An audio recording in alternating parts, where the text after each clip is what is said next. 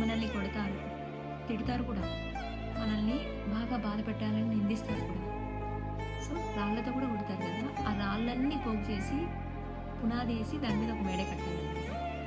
తగిలే రాళ్ళని పునాది చేసి ఎదగాలని, తరిమే వాళ్ళని హితులుగా మలచి ముందుకెళ్ళాలని, కన్నుల నీటిని కలల సాగుకై వాడుకోవాలని, కాల్చే నిప్పుని ప్రమిదిగా మలచి కాంతి పంచాలని, గుండెతో ధైర్యం చెప్పెను, చూపుతో మార్గం చెప్పెను, అడుగుతో గమ్యం చెప్పెను, నేనున్నానని, నేనున్నానని, నీకేం కాదని, నిన్నటి రాతని మార్చేస్తానని, చీకటితో వెలుగే చెప్పెను, నేనున్నానని, నేనున్నానని, నీకేం కాదని.